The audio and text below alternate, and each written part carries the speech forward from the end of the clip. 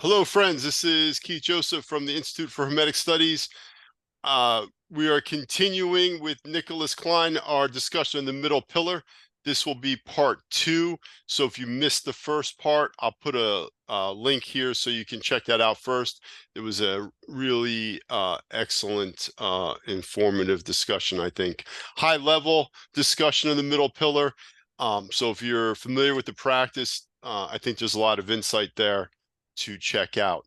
So when we left off, Nick, we described the 5 psychic centers using the elemental attributions from Regardes, The Art of True Healing, and Mark Stavish really develops that in the Kabalah for Health and Wellness. I'll put those links in the description. So we kind of left off having described the 5 psychic centers, and now the practice kind of continues with the circulation of the light or the circulation of the energies. So maybe you could describe that Yes. for us. Yes. And the process of the circulation of the energy has two components that are based in the different polarities of the body. And the structure that Mark Stavish provides is the inhalation from the crown psychic energy center down the left side of the body and up the right side of the body, followed by an inhalation down the front of the body and then exhaling up the spine, up the back of the body, rejoining the crown psychic energy center with both circulations. And there are different techniques for how to perform this circulation. Something we spoke about in the first portion of this interview is that you can use consciousness projection techniques to project your consciousness into the energy, which is the mesla energy that you are drawing from the crown psychic energy center. And there are different techniques you can also find in Taoist esotericism and other techniques where you create an energetic vehicle and you are moving that energetic vehicle along the perimeter of your body. My personal practice is to, whether I'm using the consciousness projection technique or being grounded in the entirety of my body, is to move down specifically the exterior of my arm, moving up the middle finger, up to the armpit, and then down the side. As I mentioned, I incorporate Taoist esoteric practices into my work. And so that resonates more with the Chi Meridian pathways. And if I will say before you have a question, Keith, Go something ahead. that can be useful if you enjoy the intellectual component of esoteric work is to study a system of energy or chi flow to supplement the middle pillar exercise. For me, that is Taoist esotericism and Chinese medicine. You can also study Ayurvedic medicine and the pathways and understanding the energy flow in Indian esotericism or Tibetan Buddhism are all examples of how to understand the different manifestations in the physical body of the energy body. So I guess the question I was asking, Nick, is my understanding is that you're tracing the light along the I never did it so specifically on my body. I always think of it more like the aura, like around my whole, almost like around my aura more than my physical body. You're describing actually feeling the energy on your or inside your Yes. body. So you're tracing it along your arm. Is that do I understand what you're saying correctly? Yes, and the reason why I prefer this approach refers to what we spoke about earlier in the first portion of this interview about the spiritualization of the matter of your physical body. And the more deeply interconnected you can have the energy that you are drawing down from the crown circulating through your body be connected to your physical body more effectively spiritualizes the matter of your physical body. And one of the other benefits is this approach also trains your clairsentience, which is your subtle sense of touch.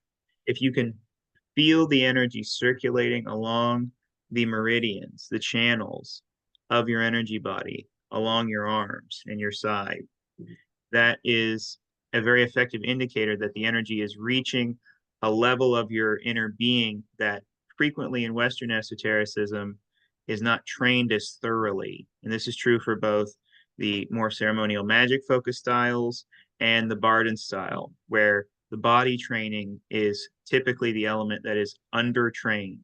So the more you can physicalize your practice, the more you are addressing the less developed portion of the Western esoteric tradition, given the training and the materials that we have presently. So really interesting. You're saying now I'm going to feel the energy along my arm and like that under my arm Yes, and back through my body. yes. And how fast are you moving? So you were doing that with a breath It can take me more than one breath to to to to get to move one that energy half all of the the way through. circulation. Okay. All Yes. right. I see. And as I do the sitting meditation cross leg, for me, the energy reaches what is called the Huiyin, or the earth center, which is located at the perineum. There are also techniques for sending the energy into the earth itself. Both techniques are going to establish the polarity of the active spirit principle and the receptive earth principle. And that means that both techniques can actualize that polarity. And then when you exhale, for my approach to the technique, the energy rises up from the root center, up the side of my body, reaches the armpit, moves along the channels on the interior of my arm, over the middle finger, up the exterior of my arm, reaches this point at my neck. And for my personal experience, this is where I experience the blockages. And then there is, for me, a challenging portion of climbing the energy up over the right side of my head and then rejoining the crown. So that is the first circulation technique, is left side to right side. And you do that multiple times. Yes. I started with one circulation, and what I focused on is something that Mark Rasmus also describes, which is to develop a mental imprint for doing a practice as effectively as you can. And rather than doing the practice multiple times less effectively, to do the practice one time and to create a mental imprint of the practice within your inner being that is as effective as you can do the practice. So when I started doing the middle pillar ritual, it was extremely challenging. And the time it would take me to circulate the energy to do one circulation would be intense. I would have sweat pouring off me. So I was burning away the stagnant quality of blocked vital and astral energy. And that circulation was very challenging. And I'm now up to two circulations when I do the middle pillar ritual. Mark recommends 3 to 5 for each circulation, if I recall correctly. In Kabbalah for health and wellness. Yes, Yes, I think that is correct. And so you circulate the energy around this way, down yes, on the inhale and up on the exhale. yes, And then the front of the body on the inhalation and then the back of the body on the exhalation. correct, And you do that. So I think the traditional approach would be to do that 3 to 5 times. You're saying you correct. try to do it one time pretty intensely. When I started, I was doing one. And to give context, the level of focus that I would give to the one circulation would be to the extent of, when doing the consciousness projection technique, that would be feeling moving down the front of my face, feeling being in my palate, connecting. As I mentioned, I use Taoist techniques as well, Taoist esoteric techniques, that what is called connecting the magpie bridge, which is where the tongue next to the top of the palate, that connects what is called the Du meridian, which is the extraordinary yang vessel, that is the spine, the Kundalini rises, with the Ren meridian, which is the center line of the body, that is the extraordinary yin vessel, that is the Kuling sinking meridian. When you connect those by touching your tongue to the top of your palate, that allows that energy to bridge the space in your mouth to move down into this more condensing channel. And you can have this condensing channel be a condensing effect on the inhale, which is how the middle pillar does the technique. It can also be a condensation you achieve on an exhale. That is to illustrate the different ways that you can utilize the physical mechanisms of your body to have a talismanic effect of manipulating the energies of your microcosm. So, as I mentioned, I would be that energy moving as a vehicle all the way down the center line. and then up the spine and feeling the sensation of being in my spine, climbing up my spine to reach my crown energy center. So that is one approach to the middle pillar, is to focus with as much intensity and dedication to creating that mental imprint of the circulation. And when you can consistently activate that mental imprint of the circulation technique, that allows you to then replicate the technique with greater reliability. So that is one approach. And you can also try doing multiple circulations, and you will likely reach the point where the circulations will become familiar. That was not the approach that I used. So that's really interesting to me. That's a different way of doing it. So I mean, I find that really interesting. Um I learned it by listening to Regardi. He has like he has like the Golden Dawn tapes, and there's guided Oh, there meditations. are tapes with Regardi. I did Yeah, not know that. that's actually how I learned it. Like he does like a guided meditation, and he'll vibrate the names, and he'll, tell you to circulate it, but he has it you going pretty quickly. You're kind of, you're inhaling and exhaling. You're, at least my understanding, the way that he's doing it is you're kind of whipping it around and then whipping it up the back and then the fountain. So I always have it going kind of um quickly moving. So I'm gonna to try it slowly also. You do And generate a lot of energy by whipping it around. yes, what I would advise is, with the very focused method, both you will connect the physicality of the practice, develop your clairsentience, spiritualize the matter of your physical body, and also you will be more mindful of where the blockages are, where the energetic blockages are. Right, Because when you right. climb the energy up, as I mentioned, I know where my energetic blockages are, because this is how I do the middle pillar ritual, is to do the middle pillar ritual as closely connected to my physical body as possible. So I know where the blockages are from my esoteric work. Yeah, And really, this is a really interesting point. Yeah. I'm sorry to interrupt you, Nick. Go ahead. no, that is okay. And that can be very valuable if you're diligent in your journaling practice, which is what I have been doing. Is I have diagrams in my journal of myself in seating meditation, and diagrams illustrating with arrows for the vectors of the energy where I experience the blockage at. And I So, can reference that to measure my progress right, in the right. dissolution of these blockages. Yeah, that's excellent. Really, that's really interesting. I did one day just spaz out trying to move the energy up my spine, and it was stuck, and eventually I just my whole back spazzed out. It Yes, was that can happen.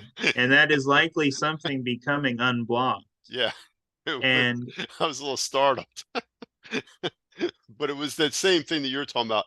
I was I wasn't tense. I was pretty relaxed, but I felt it moving, and then it got stuck, and I was trying to move it, and I just um almost like slipping on a wrench or something. It just spat. I just had a spasm. yes, and Um, that can happen. And the more that you physicalize the middle pillar practice, the more that you will feel specifically within your body telling you this is the location where this energy blockage is.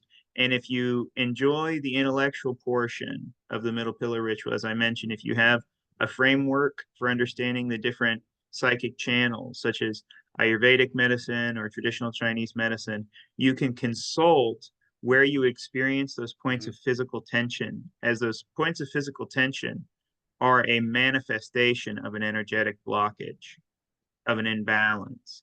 So if you consult that, such as, I will give you an example for Taoist esotericism in Chinese medicine, there's the website Me and Qi, which has Qi Meridian encyclopedias.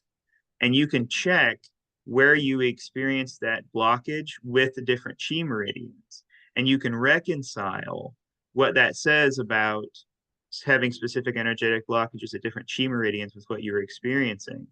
And you can connect, as you mentioned earlier, different emotional imbalances or other types of reactive patterns of behavior in your life that can be connected to those blockages, because all of these factors are interrelated. and to become aware of the interrelation between your energetic imbalances and how they manifest in your life, and to have clarity of that perception and the ability to dissolve those imbalances is one of the core components of esoteric work. Yeah, so that's really interesting. And then Nick, the last part of the ritual is the fountain. So I'm interested, do you do that portion? Do you raise the Yes, energy up, and then so how would you describe that? you can do, as I mentioned, both the consciousness projection technique where you go into the energy and you use the energy like you are in a vehicle moving down through the different levels of your body, which can also be very effective for experiencing the psychic energy centers as gateways to entire worlds. And that is the one technique you can use. And you can also stay grounded in the entirety of your physical body and draw the energy down. And one of the things that I would recommend is to develop your feeling of the different psychic energy centers. The more, as I mentioned, you root the practice within your physical body, the more your body will tell you what the different energy centers are like and how they express themselves. So, what fire feels like, and what it feels like for the air center to send energy to the fire center, because these energy centers exist within a state of harmony and they interrelate with each other and they form a cycle. So that the spirit center sends something to the air center, which then sends something to the fire center, which then sends something to the water center, enlivening the water. And then the water nourishes the earth. That is relevant. And how you experience that will be specific to you.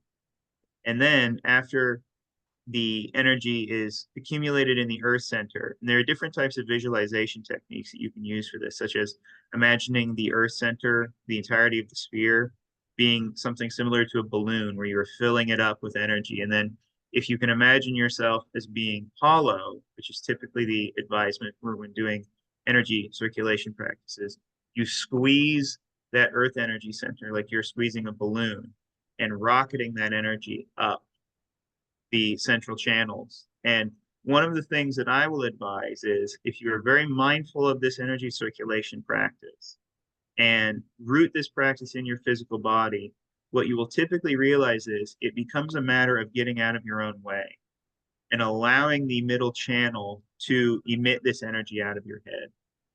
And after that energy sprays out of your head, as I mentioned, there are different techniques for this because you can have the energy fountain emerge out of the top of your head, or you can have the energy emit as a beam out of the crown, strike the energy center above the crown, and then from that energy center above the crown, create the fountain. I will So typically do both. so really interesting, right? So you have a fountain, and then the light is It dispersing. Yes, and collects. What is critical is it collects back at the root center because the root center, being the earth center, has the manifestation of gravity, of the grounding. And what you're doing when you do the fountain of light exercise is you are both unblocking the middle channel itself, you're facilitating the different psychic energy centers being able to communicate and interrelate with each other, and you are smoothing your aura. So you want to be mindful of how the energy descends. The more still you can be and the more observant you can be when the energy circulates, the more you can notice where the different parts of your aura are less developed, what can be imbalanced and can be smoothed out. So that is something to be mindful of. And the more you develop the technique, as I mentioned, the more you develop a mental imprint, and your body will learn what you are trying to tell your energy body to do. And when you reach that point, you will notice the fountain becomes an automatic process. When you activate the automatic process, the energy shoots up, and then you are able to be still, observe the energy shooting out of your head and how it descends, whether emitting from the crown or from the top of your head. And then observe what parts are being smoothed out, how the energy collects back at the root. And then what you want to do is, and Jean Dubuis has a very humorous way of describing the critical importance of journaling using alchemical terminology, where the spirit evaporates but is not fixed. what Jean is talking about is write down your observations or you will forget them. So if Right. you notice different areas of your aura feel less dense, trust your intuition, write that down. My back feels less dense than my front, or my right side feels heavier than my left side. Write that down because that is your intuition telling you something about your inner state. So that's excellent. Really interesting. So Nick, now we've that's kind of the end of the formal practice. There Ha- are two Go more ahead. techniques in Mark's practice, Go ahead. and these are critical. The first is the cloth of light, is the term I use, where the energy is drawn from the crown to the root, and then a claw shape is emitted from the root center that you wrap yourself with. And this is another technique that helps smooth out your aura and addresses any energetic leakages that exist within your body. And this is another practice where it is critical to be mindful of where you encounter challenges, as that shows you where your energy body has sustained damage or where it can have an imbalance of energy.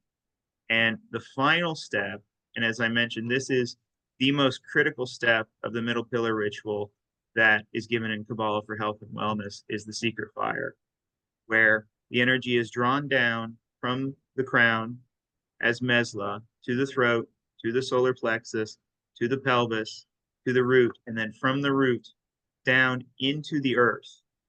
And this can also be useful to use the conscious protection technique where you are in the core of the earth and you are drawing up all of the secret fire of the earth, which is the energy of initiation, of individuation, and having that shoot up from the root to the pelvis and then to the solar plexus. This then ignites the solar plexus in an explosion of light. And from this explosion of light, and typically for me, this causes the red energy center of the solar plexus to become incandescent. It's a glowing clear color. That then floods your body. And you can use both the color gold or that clear color of incandescence to flood your body. And that is the final stage. And that is the critical stage because that is the most direct initiatic portion of the middle pillar ritual. And there have been moments where I have gasped from the secret fire portion of the exercise because that is how powerful it is. And that is um that's really an innovation that Mark brings to the practice in Kabbalah for health and wellness, the last two pieces there. And then I guess what I was driving at is how do you come out of the practice? Do you then meditate on the secret fire? For the middle pillar ritual, one of the things I will do is when the secret fire moves to my solar plexus energy center, I will specifically circulate it and activate the psychic energy centers that I have been working on. So I will descend some of the energy back down, being mindful that having moved the secret fire to the solar plexus and activated the solar plexus energy center with the secret fire, this energy is boundless. So a portion of it goes down to the pelvis, activates the pelvic energy center, and then from there floods my lower extremities. Then I activate the heart energy center, some of the light, and then up to the throat, and then I move the energy to the pineal gland, and then from the pineal gland, illuminate my head. And from there, sit with that for a moment. And what I will specifically note in my journaling is there are three qualities to the secret fire. Mark has frequently talked about the Rosicrucian ideals and the manifestation of divine of light, life, and love. There is the illuminating effect of the secret fire. There is the purifying effect of the secret fire. And there is the delight or enjoyment of the secret fire. So when I do my journaling for the middle pillar ritual, I will note that the secret fire manifested more in a purifying mode, which is heat for me, in a more enlightening mode, which is the clarity of the light, in an emotional state, which is the joy. So those are the different ways that the secret fire manifests. And I will be mindful of how the secret fire manifests and then recite Amen and visualize the energy of the secret fire permeating my physical body, specifically into the bones, is something that Mark advises. And this is very resonant with Taoist esoteric techniques of converting bone marrow to chi, where you want to pack and densify the energy as intensely as possible, which again follows the ethos of spiritualizing the matter of your physical body, because that has the most direct manifestation of the middle pillar within your microcosm, and it will manifest the most directly in your life. Super. That's really interesting. Excellent. And then to end the meditation, you end with just an amen, Yes. additional prayer. For my practice, when I do the middle pillar, I do the 6 directions invocation and then the middle pillar ritual. That would be the end of the practice. If I was using the middle pillar ritual to generate power as part of another practice, such as charging an object, that would then involve taking that energy and charging the object. I have done that for ritual work. It has been some time since I used the middle pillar ritual as a charging technique, and you can use it as a charging technique. So good point, I guess, right? Rigardi talks a lot about using the middle pillar as a preliminary practice to do something else, right? As a way to get yourself Yes. in a proper state. And Um, Mark in Kabalah for Health and Wellness mentions that you can use the middle pillar ritual as a preliminary for a healing practice also. And that could be both for another person or for yourself. If you knew that there was a specific illness that you were working on, and this I'm speaking more abstractly, as this is not something I've specifically done. If you're aware of, as an example, a liver condition, you could focus the secret fire at that stage of the ritual on your liver and feel the secret fire permeating and spiritualizing your liver or what type of organ you're specifically working on. So that would be another way you could utilize the practice as a healing practice. that's excellent. That's super helpful. Um, Nick, this has been great. I really appreciate your insights. Really interesting discussion of this practice. And I look forward to posting this because there's a lot on the middle pillar on YouTube, but it's very rudimentary and introductory, which is great and helpful. If you haven't done the practice, there is a kind of learning curve, right? Just to learning the attributions, right? And I don't think that we mentioned this actually, but and I don't want to revisit too much, but there are color associations which with each of the elements in the spheres. Yes, the incandescent, nearly colorless color for above the crown, yellow for the throat energy center if you're using the elemental attributions, red for the fire energy center, blue for water at the pelvis, and you can use green for earth or a russet red color for the earth energy center. And if you enjoy the more intellectual approach to the middle pillar ritual, you can also work with inscribing symbols into the psychic energy centers. That is not something that I use currently. My advisement would be to use the elemental symbols that resonate with the fixed signs of the zodiac, which would also include the spirit wheel for the crown. You would do the Aquarius sigil for air.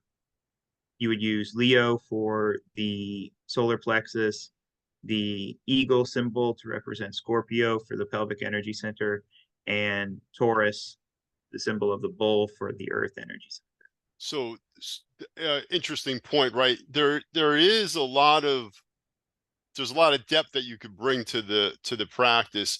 My point was really before that you do it takes a little time just to learn the ritual before you can bring that full intensity. So be patient with yourself if you're just Yes, starting out.